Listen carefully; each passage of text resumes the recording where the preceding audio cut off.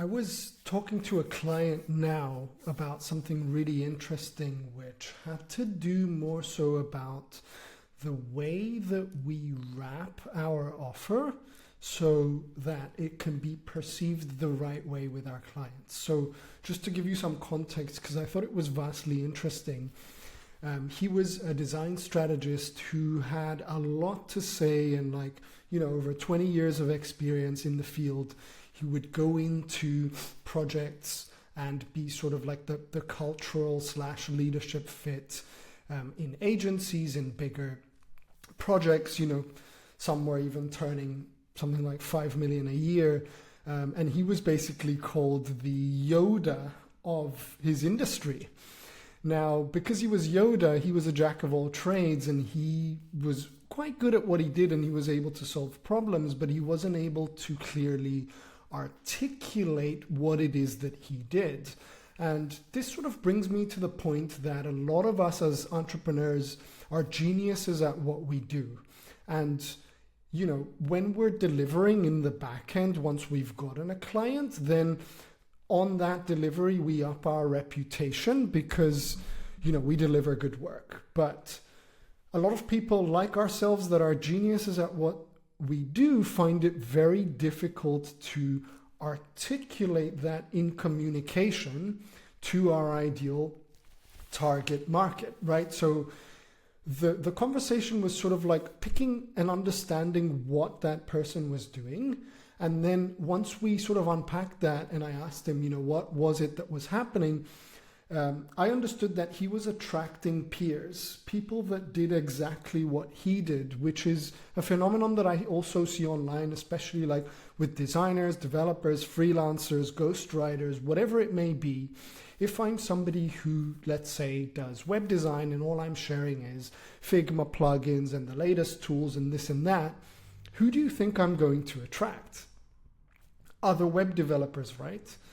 Because that is the fundamental difference. The more I talk about the things that I do, I'm now attracting like-minded people, but those like-minded people, unless I want to sell to them, which often is not the case, are not going to be the people buying, right? So I want to sort of rewind a little bit into that communication piece and shed some light that hopefully is useful to you, because if I remember my client's conversation, when we looked at the content and his peers and his offer and all of that, like the offer was intact, but the people that were reading the offer kept objecting to it because they felt that they were getting exactly the same service as they were serving, right? So when it comes to this level of articulation, what you have to do is think, who is my ideal client? And when we spotted that mistake, it was simply looking at who is commenting, who is liking, who is engaging on his posts, which actually led me to this realization, because I was like, there's a bunch of other designers at that level. Even though he's a strategist, there were other sort of design leads and design strategists liking that content, but those aren't the people that were buying. So when looking at the content, it was exactly what I just mentioned. It was talking about the things that he does that would be interesting. So then we sort of mapped out the pains and wants and the fears and aspirations of people who are likely to need that service.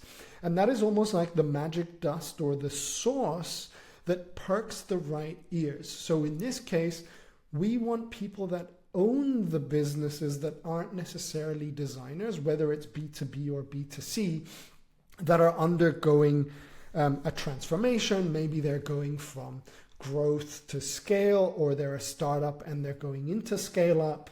They're starting to hire teams and whatnot. But what does a CEO want? What is the language of a CEO, right? It is directly clients, booked calls, more leads, more time off and all of that. So essentially, when you look at somebody on any sophistication scale, there's one thing showing what you do, and there's another thing describing or understanding through doing research who it is you speak to. And that has nothing to do with demographics. because those are very simple. The age, the sex, the sort of location and all of that is the easy part, but it's more so the psychographics, right? Like how they feel, what emotions they're associating to at that level of sophistication, and how does that differ from somebody I don't want to attract. So the way that I see it is that pains and wants are short term, right? What are these sort of frustrations or pains or wants that I want, the positives and the negatives, short term? And then the fears and aspirations are long term. So when I keep doing those things, or over time, what happens? And that could be very easily put with an example where, a pain is I'm not getting any clients at the moment.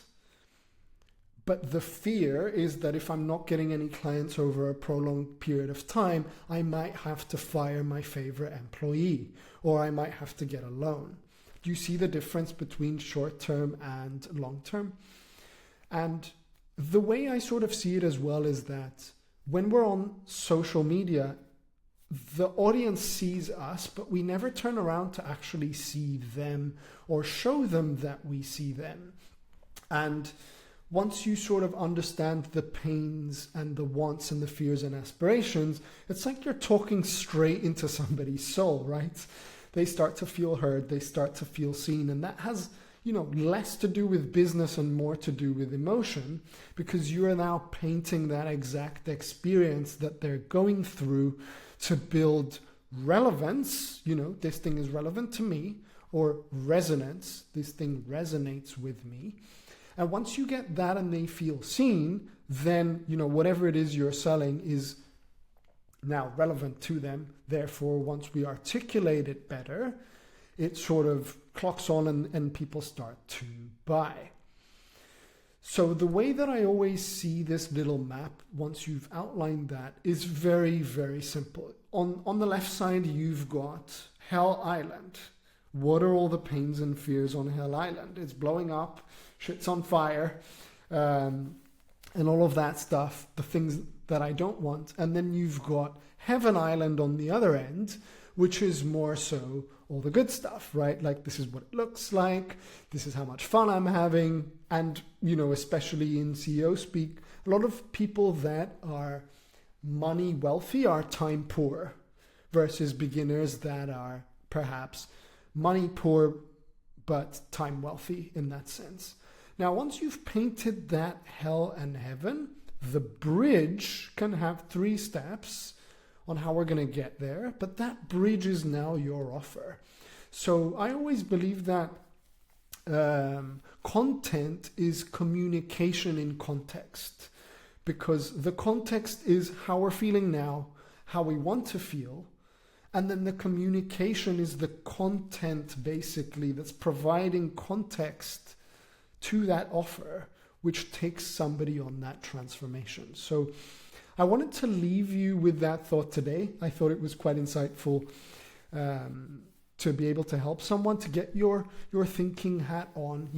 Let's do more CEO speak and less of what we do speak, or do a little weaving exercise into our posts, which would hopefully help unlock and perk those right ears. So power to you, and I'll see you in the next one.